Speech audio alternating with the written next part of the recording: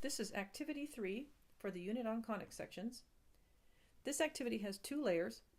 This is the third video because we've already made a layer 1 that looks something like this and a layer 2 that looks something like this. But now I need to add some features to layer 1. So what I'm going to do is place layer 2 down on the table in front of me and then put layer 1 over it so that it overlaps. That means carefully lining up the points O, X, and F, and using the directing circles as a guide as well.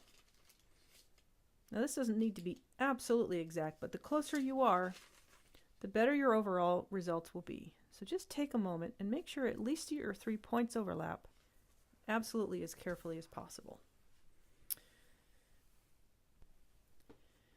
Now that everything's lined up, grab your pencil and where you see the line segment you made, OX, that's the radius of our circle, where you see that line segment crossing the curve from layer 2, let's draw a point there. We're going to call that point P. Where we have a location for P, I'm now going to draw a line segment between P and F. So I'm using a straight edge. I want things to be accurate. Between P and F.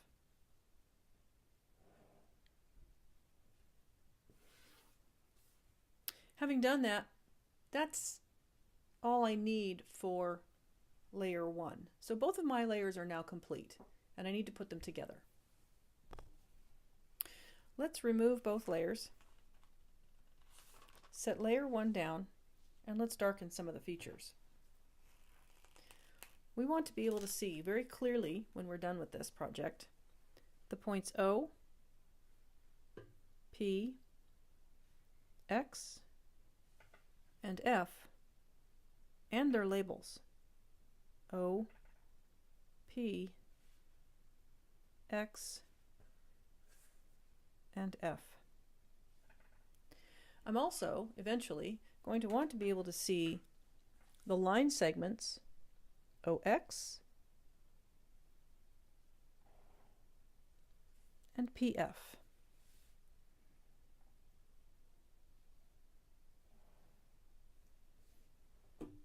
That's everything I'm going to darken on layer 1. So let's set that aside and grab layer 2 and set that down in front of you. All I'm going to darken on this one is the shape.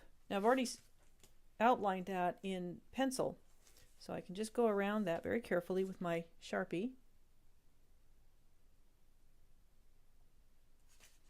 I am being quite careful here. This seems to be a trickier one to trace for some reason.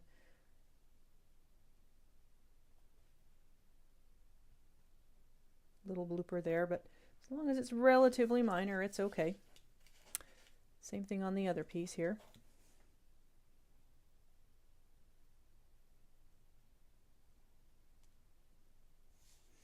In a perfect world, I'll get this right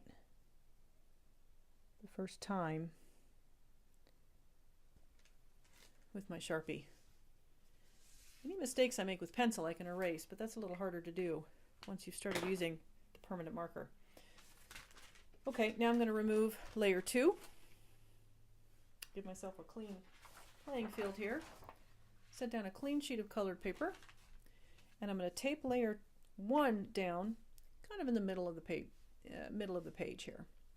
I'm going to tape it down at the top and the bottom. So let's make sure it's where we want it to be. Tape it down across the top edge. Smooth it out. And tape down the bottom edge. I'm going to grab the second layer and make sure that my points line up. There's O, there's my point on the circle, point X, and F is out here. Grab another piece of tape. Make sure those all line up.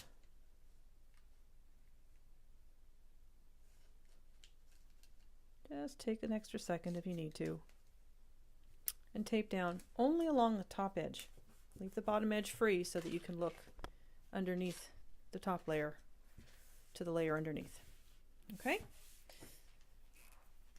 This shape is called a hyperbola. So for my portfolio, I'm going to label this page the hyperbola.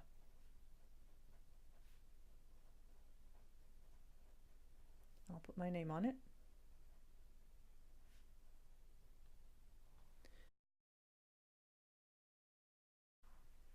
Then I'll set this aside to add to my portfolio.